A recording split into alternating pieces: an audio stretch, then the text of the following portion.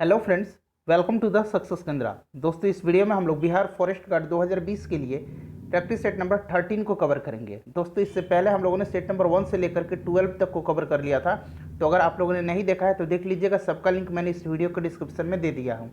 Channel पर पहली बार आप आए हैं तो सब्सक्राइब कर लीजिए और बेल आइकन को जरूर दबा लीजिएगा, ताकि जब भी मैं कोई नया वीडियो अपलोड करूँ बिहार फॉरेस्ट गार्ड से संबंधित तो उसका नोटिफिकेशन सबसे पहले आपके पास पहुँच जाए। तो चलिए फ्रेंड्स, बिना देरी किए आज का सेशन शुरू करते हैं। वीडियो पसंद आएगी तो इसे लाइक और शेयर जरूर कर दीजिएगा। फ्रेंड्स, पहला प्रश्न देखिए, काफ़ी इंपॉर्टेंट प्रश्न है, करंट अफेयर्स का प्रश्न है। प्रश्न है कि अयोध्या में भव्य राम मंदिर के निर्माण के लिए सरकार ने 15 सदस्यीय ट्रस्ट श्री राम जन्मभूमि तीर्थ क्षेत्र बनाने की घोषणा की है। इस ट्रस्ट का अध्यक्ष कौन होगा? महत्वपूर्ण क्वेश्चन है और काफ़ी इंपॉर्टेंट क्वेश्चन इस सेट में शामिल किए गए हैं। सही आंसर हो जाएगा ऑप्शन नंबर 2, केशव अयंगर पराशरन। याद रखिएगा, केशव अयंगर पराशरन। अगला क्वेश्चन देखिएगा, दूसरा प्रश्न है कि यूरोपीय संघ संसद की मंजूरी के बाद कौन सा देश यूरोपीय संघ छोड़ने वाला पहला देश बन गया है? तो यूरोपीय संघ छोड़ने वाला पहला देश बन गया है यूनाइटेड किंगडम। ऑप्शन नंबर 2 सही आंसर हो जाएगा। क्वेश्चन नंबर 3 देखिए कि आम बजट 2020-21 के तहत कितनी वार्षिक आय तक इनकम टैक्स माफ कर दिया गया है?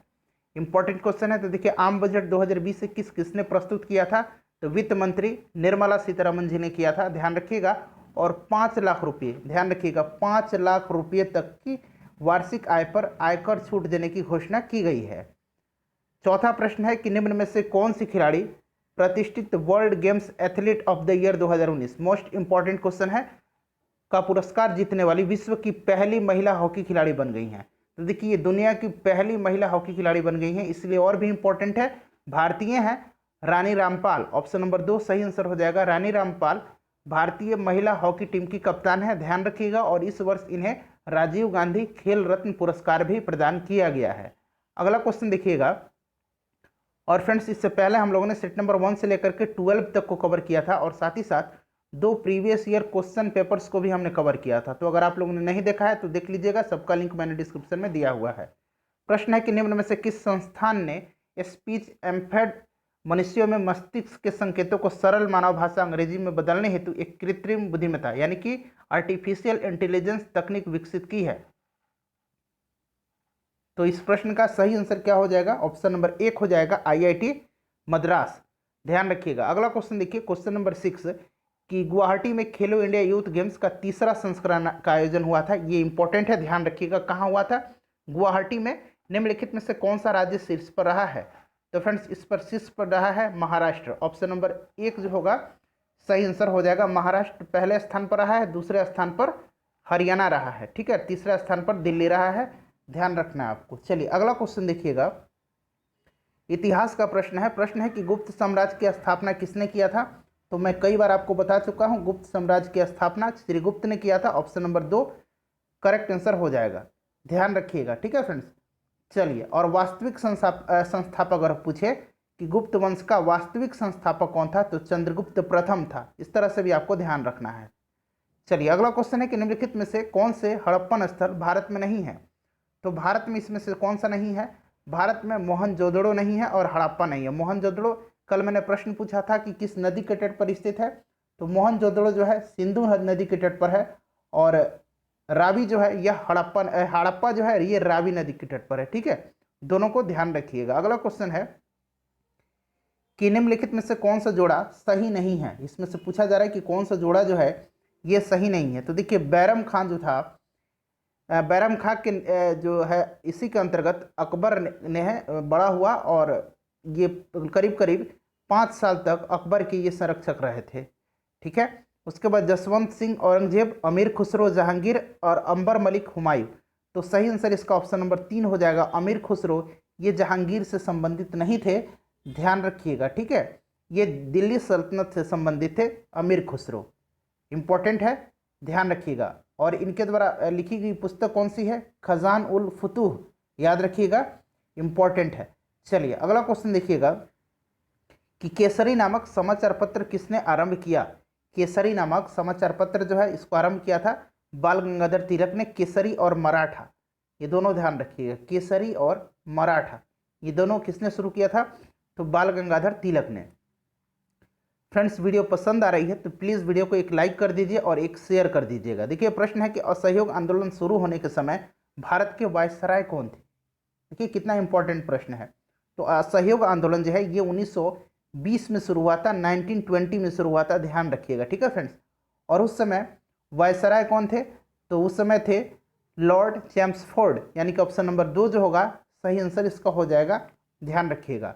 नेक्स्ट क्वेश्चन है कि किस गवर्नर जनरल ने बंगाल में अस्थायी बंदोबस्त लागू किया।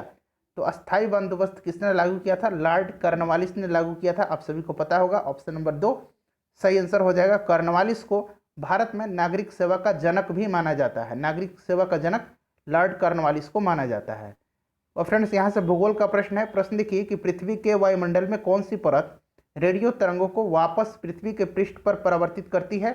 तो काफ़ी इंपॉर्टेंट क्वेश्चन है, आसान भी है, आयन मंडल, ठीक है, आयन मंडल जो है ये जो है परावर्तित करती है, ठीक है।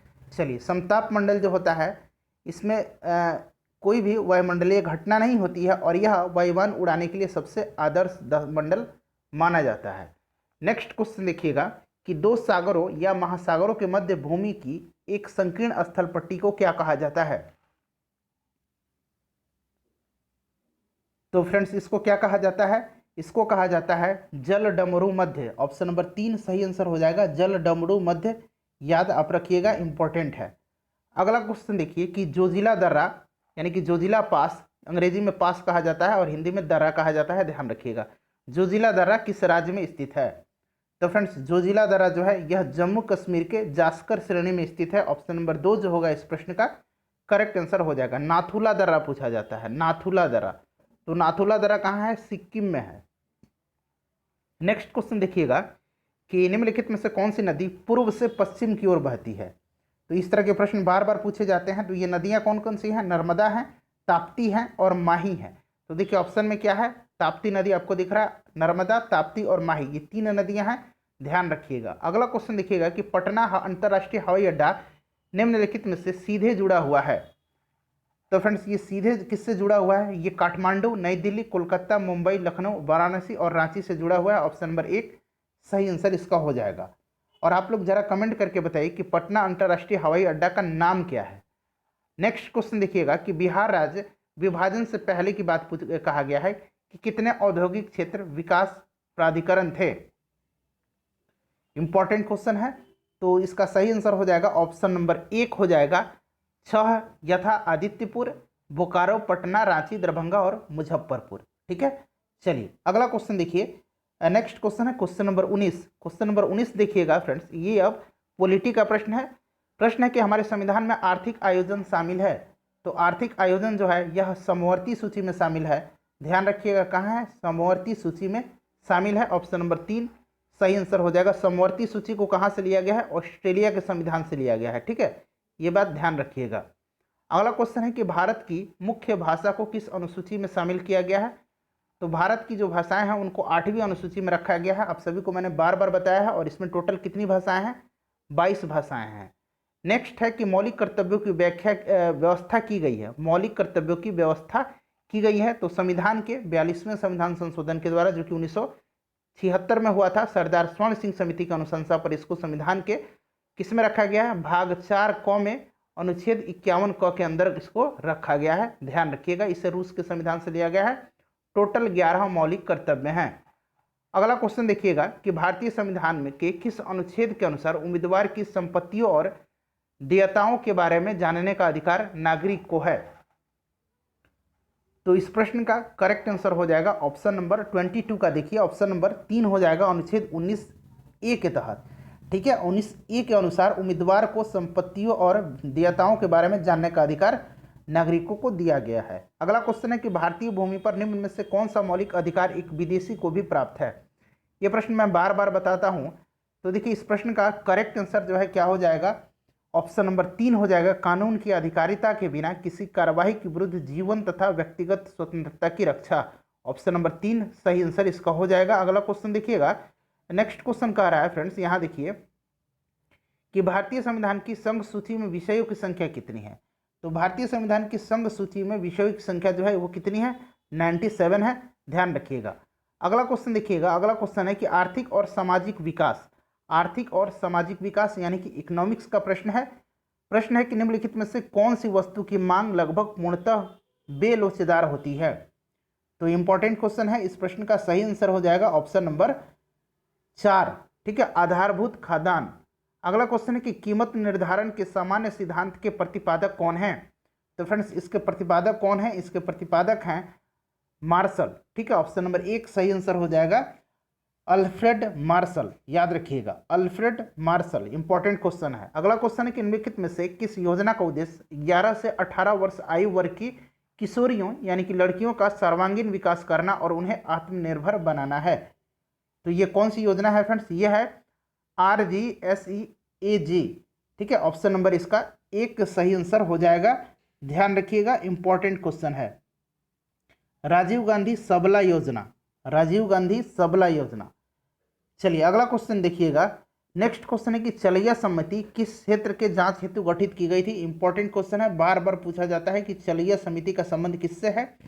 तो आपको ध्यान रखना है चलैया समिति का संबंध जो है वो टैक्स से है, कर से है। ऑप्शन नंबर 3 सही आंसर हो जाएगा। 15वीं वित्त आयोग के अध्यक्ष के रूप में किसे नियुक्त किया गया है।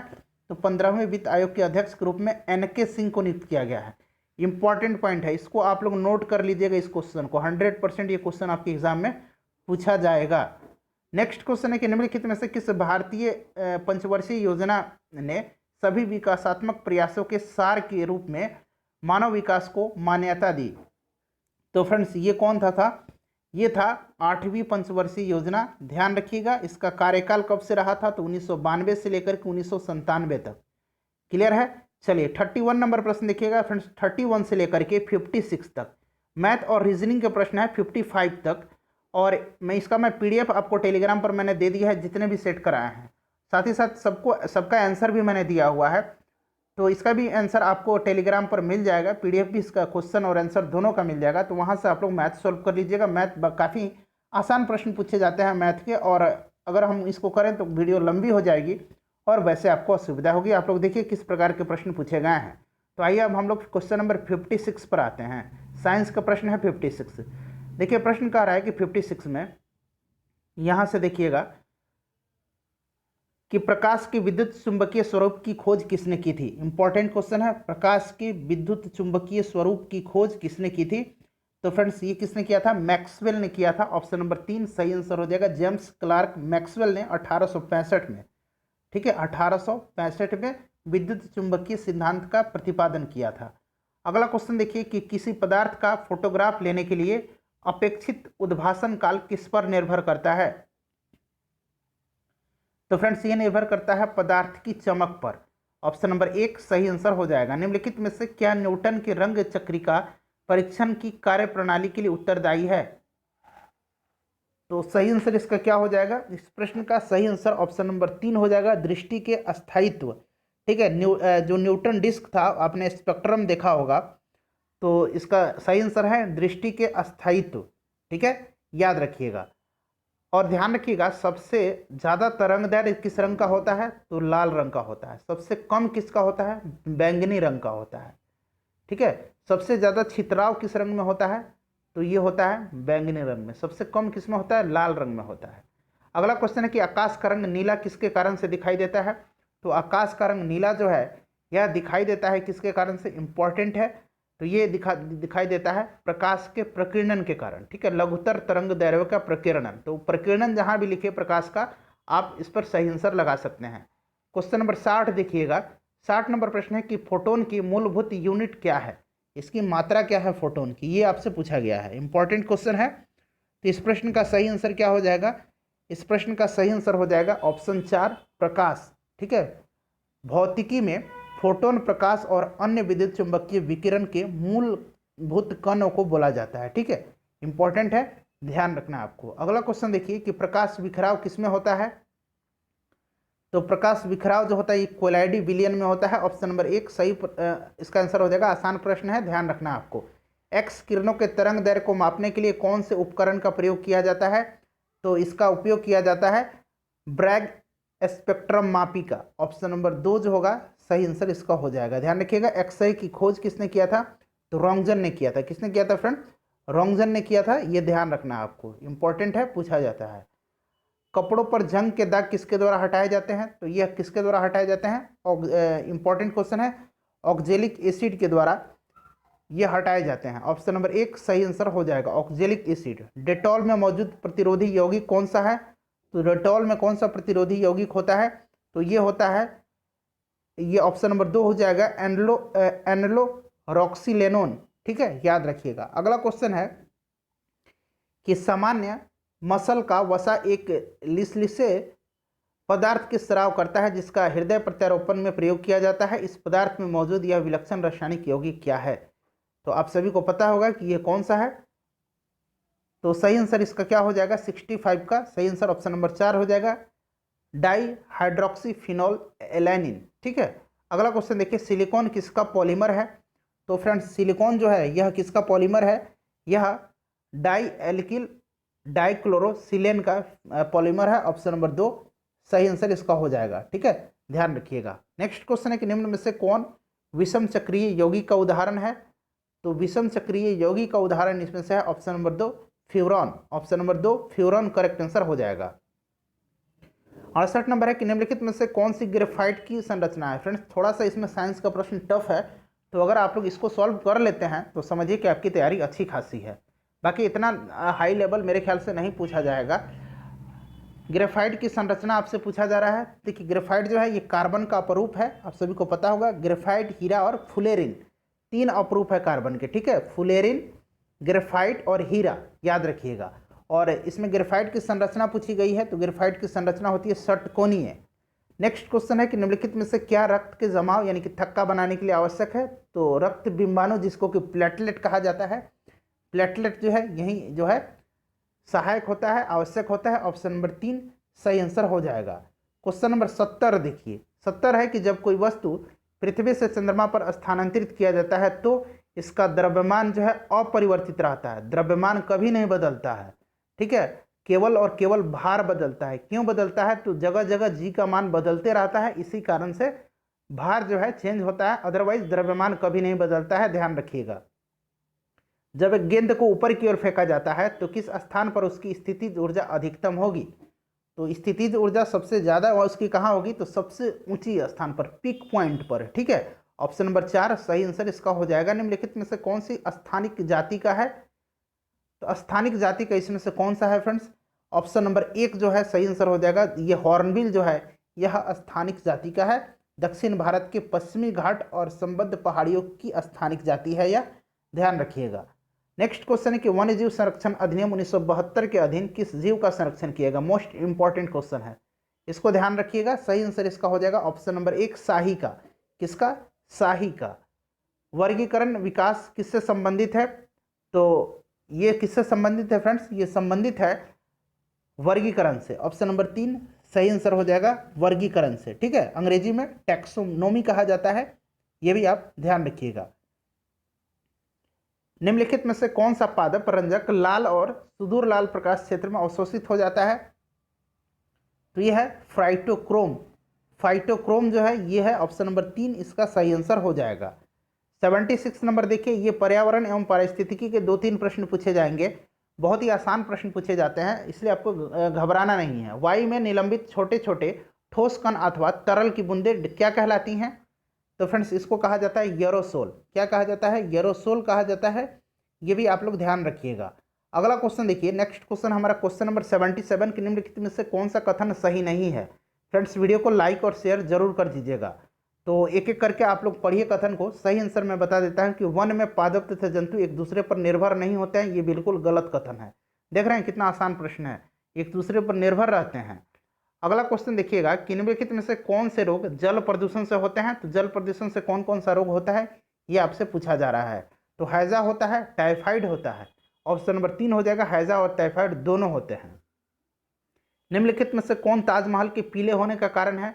तो सल्फर डाइऑक्साइड, आपने सुना होगा 79 का ऑप्शन नंबर 4 हो जाएगा। अम्ल वर्षा के कारण जो है ताजमहल का रंग पीला हो रहा है, तो सल्फर डाइऑक्साइड इसका मेन कारण है। उसके बाद निम्नलिखित में से कौन वायु प्रदूषण की जांच करने के लिए सहायता करता है? तो लाइकेन। इंपॉर्टेंट क्वेश्चन है, इसको आप लोग टिक लगा लीजिए, मार्क कर लीजिए कि वायु प्रदूषण के लिए कौन जांच करने में सहायता होता है? लाइकेन। यह जो है नेचुरल वायु प्रदूषण की जांच करता है। ठीक है, आप कह सकते हैं कि ये नेचुरल चीज़ है, प्राकृतिक चीज़ है, जो जहाँ वायु प्रदूषण होगा ना वहाँ लाइकिन कभी नहीं होता है, ध्यान रखिएगा। उसके बाद हिंदी है 81 से 100 तक में, ठीक है फ्रेंड्स। तो देखिए 20 प्रश्न हिंदी के पूछे जाएंगे। मुदित मनोहर मानस देखा पंक्ति में अलंकार कौन सा है, ये आपसे पूछा गया है। तो इस पंक्ति में अलंकार है यमक, ऑप्शन नंबर 1 सही आंसर हो जाएगा। दामिनी दमक रही घन माही खल के प्रति जथा थिर नाही, इस पंक्तियों में कौन सा छंद है? तो इसमें छंद है दोहा, ऑप्शन नंबर 2 सही आंसर हो जाएगा। उसके बाद नेक्स्ट क्वेश्चन देखिएगा 83 नंबर की, निम्नलिखित में से कौन सा युग्म पुल्लिंग है? तो इसमें से आपको पुल्लिंग बताने हैं।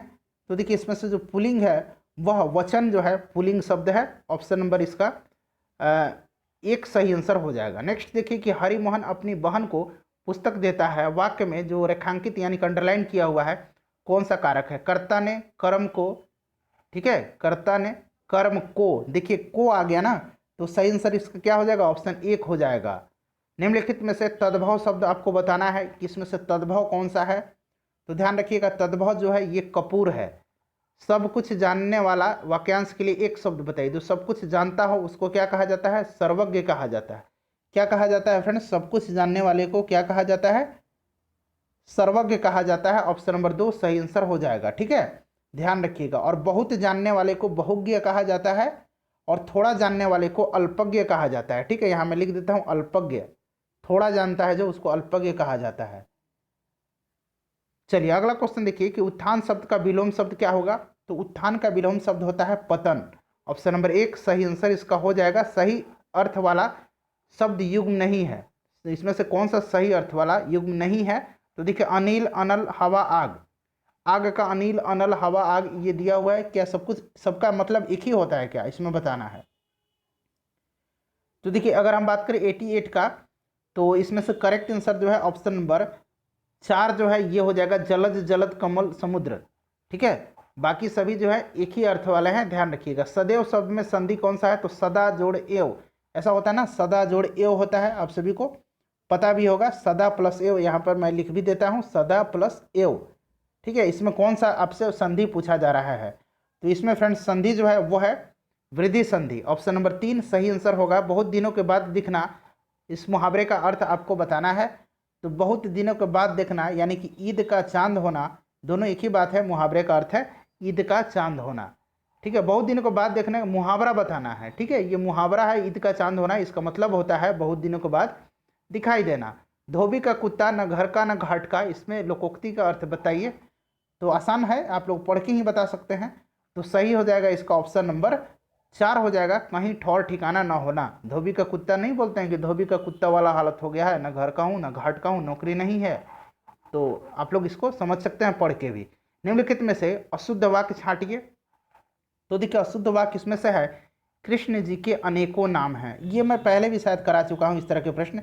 कृष्ण जी के अनेक नाम हैं, तो वहाँ शायद सेंटेंस दूसरा था, लेकिन अनेकों की जगह अनेक लगेगा, इसको आप लोग को ध्यान रखना है। ऑप्शन नंबर 1 सही आंसर हो जाएगा। उसके बाद नेक्स्ट क्वेश्चन देखिएगा फ्रेंड्स, यहाँ 93 से लेकर के 97 तक, ठीक है, 93 से लेकर के 97 तक जो है ये पूरा जो एक गद्यांश दिया हुआ है, इसको पढ़ करके इसी पर आधारित 93 से 97 तक के प्रश्न को सॉल्व करना है। तो जब मैं आपको इसका PDF दे दूंगा तो वहाँ से आप लोग इसको सॉल्व कर लीजिएगा, ठीक है। आइए 98 नंबर क्वेश्चन हम लोग करते हैं। देखिए सज्जन शब्द में समास आपको बताना है। सज्जन में कौन सा समास है फ्रेंड्स? तो बताइएगा। सज्जन में जो है ये कर्मधारय समास है, आसान है, आप सभी को पता भी होगा। उसके बाद कि अपराध बोध से होने वाली ग्लानि वाक्यांश के लिए एक शब्द लिखिए। तो अपराध बोध से जो ग्लानि होती है उसके लिए एक शब्द क्या है? आत्मग्लानि है, ठीक है। अगला क्वेश्चन है कि सम उपसर्ग से बना शब्द कौन सा है? उपसर्ग जो पहले लगता है और प्रत्यय जो बाद में लगता है। तो आपको बता देना है कि सम उपसर्ग किस शब्द में लगा हुआ है। इसका आंसर आप लोग कमेंट करके बताइएगा। और फ्रेंड्स बहुत ही कम समय रह गए हैं आपके परीक्षा में, तो ज़्यादा से ज़्यादा आप लोग स्टडी कीजिए और सारा वीडियो देख लीजिएगा। सबका लिंक मैंने डिस्क्रिप्शन में दिया हुआ है, PDF टेलीग्राम पर आपको मिल जाएगा, ज्वाइन कर लीजिए, टेलीग्राम का लिंक डिस्क्रिप्शन में है। मिलते हैं नेक्स्ट वीडियो में। Thanks for watching.